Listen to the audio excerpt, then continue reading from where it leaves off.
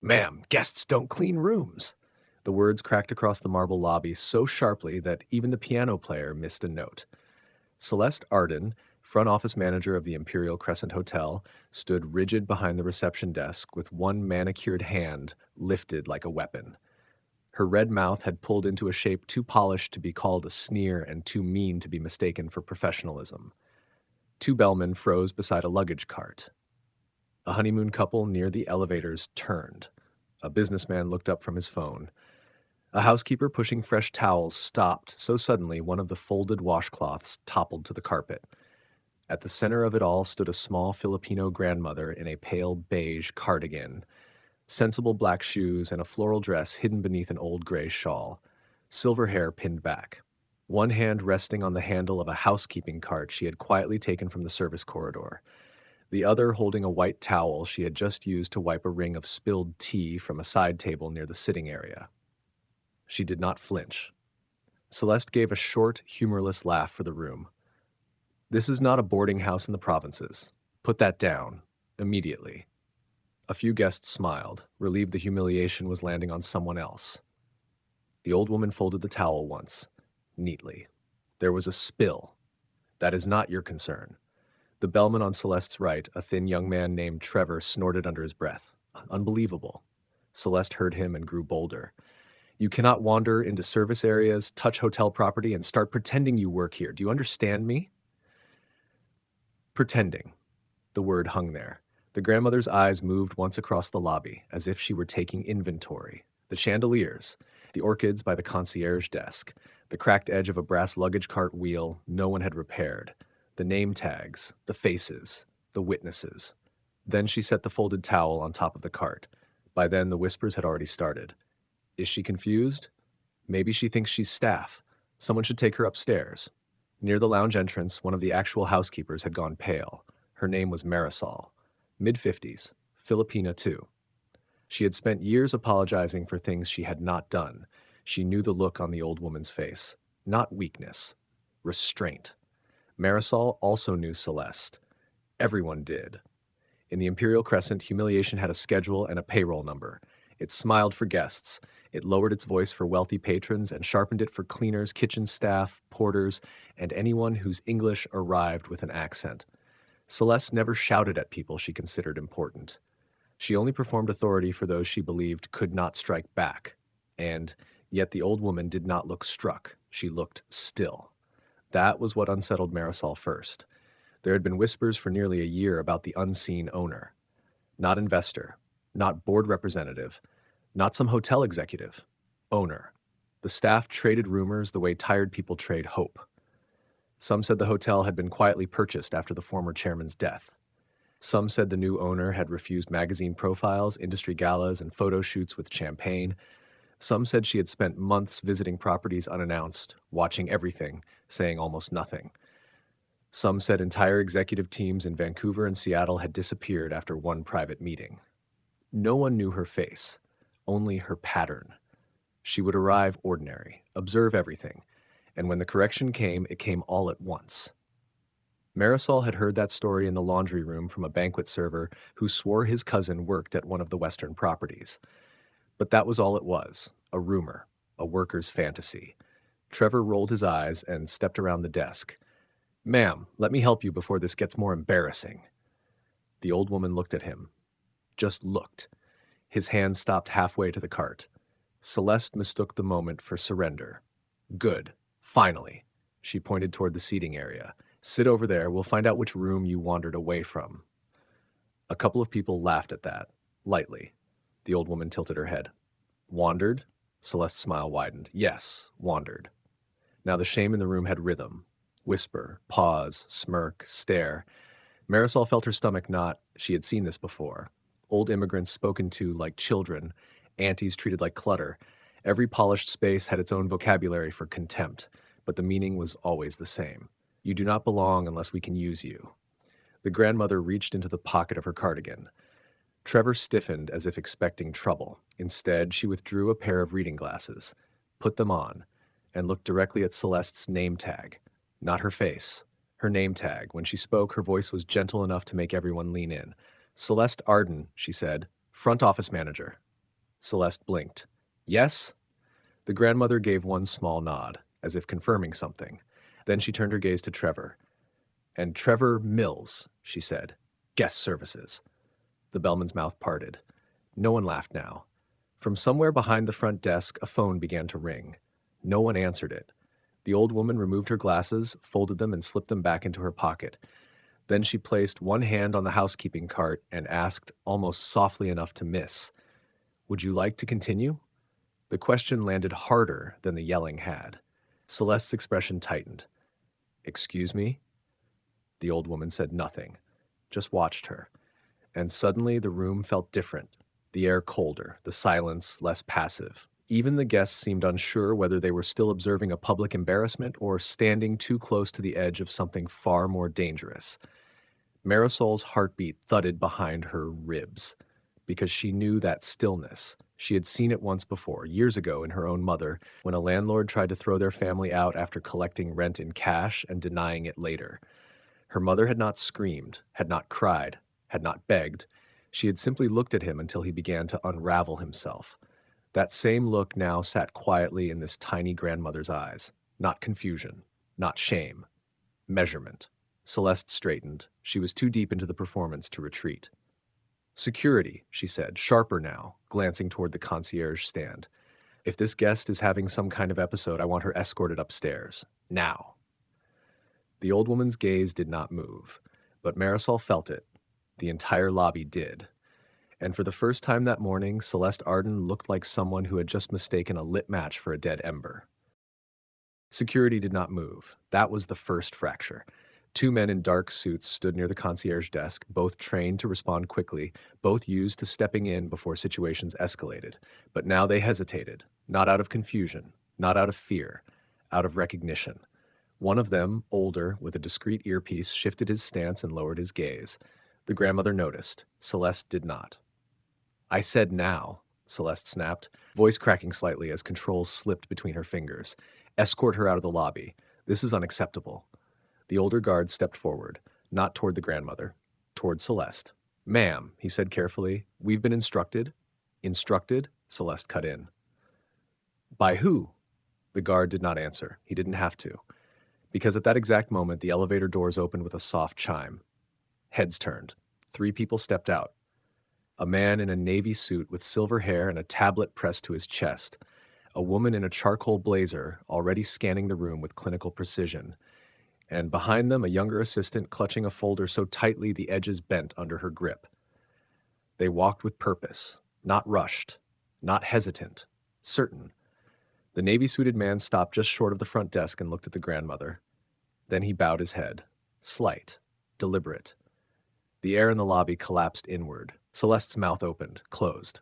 "Mrs. Villanueva," the man said quietly, "the board is ready." The name moved through the room like a ripple no one could stop. Villanueva. Marisol's breath caught. Trevor stepped back without realizing he had moved. The assistant's folder slipped slightly in her hands. Celeste forced a laugh. "Thin. I'm sorry, there must be some misunderstanding. This guest has been—" "She is not a guest," the woman in the charcoal blazer said, cutting through the sentence with surgical calm. Silence, then softer. "She is the owner." No one spoke. No one even breathed correctly. The grandmother, Mrs. Villanueva, lifted her hand from the housekeeping cart and adjusted her shawl. The movement was small, unremarkable, but it ended the scene. "Let's not keep them waiting," she said. She did not look at Celeste again. She simply turned and walked. The navy-suited man stepped aside immediately, creating space. The woman in charcoal followed half a step behind. The assistant nearly tripped trying to keep up, and like gravity had shifted, the entire room began to move with them. Not physically, emotionally. The lobby no longer belonged to Celeste Arden. It had already transferred. Trevor swallowed hard. Wait. But no one answered him. Marisol stood frozen for 1 second longer, then quietly placed her cart against the wall and followed at a distance, along with a handful of others pulled by something they didn't fully understand. Witnesses. The elevator doors closed behind the group with a soft, final sound. The boardroom was already set. Long table, water glasses untouched, chairs aligned with precise symmetry, screens lit but idle. 6 members of the executive team sat waiting, their conversations dissolving the moment the doors opened. They stood immediately. All of them. Chairs scraped lightly against the floor in uneven unison. Mrs. Villanueva entered last. She did not hurry, did not acknowledge the scramble. She walked to the head of the table and stopped. The navy-suited man moved to her right, the woman in charcoal to her left. Celeste entered seconds later, not invited, but unable to stay away. Her heels clicked too loudly against the floor. Her breath came too fast. She tried to compose her face into something presentable, something managerial. It didn't hold. She began. Mrs. Villanueva raised one hand, not sharply, not angrily, just enough. Celeste stopped. The room held. Mrs. Villanueva looked down the length of the table, at each executive, one by one, not greeting them, assessing them. Then she took her seat. Only after she sat did anyone else dare to sit. Celeste remained standing, uncertain, unanchored. Mrs. Villanueva reached forward and turned one of the water glasses slightly, aligning it with the edge of the table. Then she spoke. "You have a beautiful hotel." The words were calm, measured, but no one relaxed. "It runs efficiently," she continued. "Occupancy is strong, revenue is consistent." A pause. Then, "and yet." The words settled like weight. The woman in charcoal stepped forward and placed a thin tablet in front of Mrs. Villanueva. The screen lit up. Mrs. Villanueva did not look at it. She didn't need to. "Yesterday," she said, "a housekeeper on the 12th floor was reported for lingering in guest areas." Marisol felt her chest tighten from the doorway. Mrs. Villanueva continued. "She was delivering extra towels, requested, logged, approved." No one spoke. "3 days ago," she said, "a server in the dining room was told to speak proper English or not at all." The assistant flinched. "Last week," she added, "a bellman refused to assist a guest because he believed the guest could not afford the service." Trevor's face drained of color. Mrs. Villanueva finally looked up, not at the table, at Celeste. "And this morning," she said, "a woman cleaning a spill was told she did not belong in her own hotel." The sentence landed clean. No rise, no fall, just truth. Celeste's voice came out thin. "I didn't know." "You didn't ask," Mrs. Villanueva said. Silence, heavy now, unavoidable. Mrs. Villanueva folded her hands on the table. "For 1 year," she said, "I have walked through my properties without introduction." A glance around the room. Observed. Another pause. Listened. The executives shifted in their seats. "And today," she said, her voice still calm, still level, "we will begin correcting what you allowed." No one moved. No one interrupted. Because somewhere between the lobby and this room, authority had not just changed hands. It had revealed where it had always been, and it was no longer asking. No one spoke. They couldn't, because the tone had already been set. Not anger. Not outrage. Worse. Finality. Mrs. Villanueva reached for the tablet at last and tapped once. The screen mirrored onto the boardroom display behind her. Images appeared. Time-stamped. Silent. Undeniable. A housekeeper standing still while a guest snapped fingers inches from her face. A server nodding, apologizing while a table laughed at his accent. A bellman turning away from a couple with worn luggage. And then the lobby this morning. Celeste. "Ma'am, guests don't clean rooms." The audio played, unedited, every word, every laugh, every pause. No one moved to stop it. They had already lost that right. When the clip ended, the silence that followed wasn't empty. It was full. Full of recognition, full of consequence. Mrs. Villanueva didn't look at the screen. She looked at the people. "Do you know," she said softly, "what luxury actually is?" No one answered. "Comfort," she continued. "Dignity, safety, being seen." Her gaze shifted slowly across the table. "You have mistaken decoration for value." A chair creaked. Someone swallowed. Mrs. Villanueva tapped the tablet again. A new document filled the screen. Names, positions, dates, incidents, patterns. "This is not a misunderstanding," she said. "A beat. It is a culture." The word landed heavier than anything before it. Celeste's legs seemed to give slightly. She grabbed the back of a chair to steady herself. "Mrs. Villanueva, this is being taken out of context. We deal with difficult guests every day. Standards have to be maintained." "Standards," Mrs. Villanueva repeated. Not mocking. Clarifying. She turned her head slightly toward the woman in charcoal. "Read the policy." The woman stepped forward immediately. No hesitation. "Imperial Crescent Guest and Staff Conduct Policy, revised under new ownership," she said, voice sharp and precise. "All individuals on property are to be treated with equal dignity and respect, regardless of perceived status, role, or background. Failure to uphold this standard constitutes grounds for immediate termination."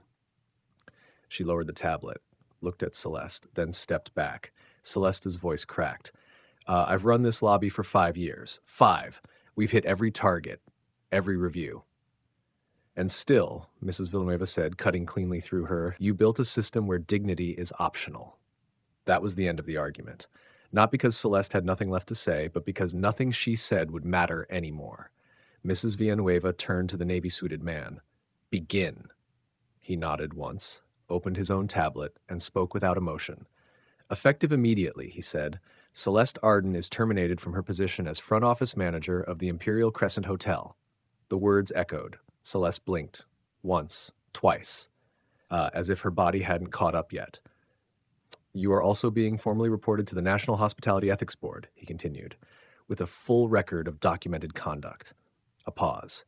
Recommendation: permanent disqualification from management roles within affiliated hospitality networks. The air left Celeste's chest in a sound that didn't fully form. No, you can't. This is... But no one looked at her. Not anymore. She wasn't the center of the room. She was the example, the man continued. Trevor Mills. Trevor flinched like he'd been struck. Termination, effective immediately. Trevor shook his head, stepping backward. I didn't do anything, everyone jokes. Documented refusal of service based on personal bias, the man said, reading. Multiple instances. Trevor's mouth opened. Closed. Nothing came out. Further recommendation, the man added, removal from guest-facing roles within registered hospitality organizations. Trevor's shoulders dropped, collapsed inward. The room didn't react, it absorbed. Name after name followed. A supervisor, a dining manager, 2 senior staff who had laughed too often, looked away too easily, enforced silence instead of respect. Each one cut cleanly. No raised voices, no debate, just decisions. Final, irreversible. Marisol stood at the doorway, her hands trembling slightly, not from fear, from release. Because for the first time in that building, she was watching something unfamiliar unfold. Not survival, not endurance. Correction. Mrs. Villanueva let the list finish. Then she stood, and the room stood with her. Automatically, instinctively. Authority had a shape now, and everyone could see it. She looked at the remaining staff, the ones who had stayed quiet, the ones who had endured, the ones who had watched. You will not apologize for what you survived, she said. No lecture, no softness, just truth. But you will not allow it to continue. Her gaze shifted, landing briefly on Marisol. Recognition, not of status, of presence. Then she turned toward the door, paused, and spoke one last time. This hotel will be known, she said, not for how it treats the powerful, a breath, but for how it treats the unseen. She walked. The navy-suited man followed. The woman in charcoal followed. The assistant hurried behind them. The doors closed, and for a long moment, no one moved, no one spoke, because the silence now was not fear, it was weight. The kind that settles after something true has been revealed and cannot be hidden again. Celeste stood alone at the edge of the table. No desk, no title, no room. Just a woman who had mistaken position for power and lost both. Marisol exhaled slowly, stepped into the room, not as a shadow, not as an apology, but as someone who had just witnessed the world shift and knew quietly that it would never shift back. If this story moved you, don't just watch, act. Share this with someone who's been judged by how they look instead of who they are. Then go further. Pay attention to the people you overlook every day. The housekeeper who keeps everything running, the server who remembers detail, the quiet elder who says nothing but sees everything. Respect isn't about titles. It's about how you treat people when you think it doesn't matter. Support fair workplaces. Speak up when dignity is ignored. Refuse to laugh when someone is being diminished. Because what you saw here happens everywhere, until someone with real authority decides it stops. And when that moment comes, it won't be loud. It will be precise. Final, unforgettable. Subscribe for more stories where hidden power is revealed, because the next owner, the next decision maker, the next force of change might already be standing right in front of you. Invisible authority, respect the unseen, quiet power.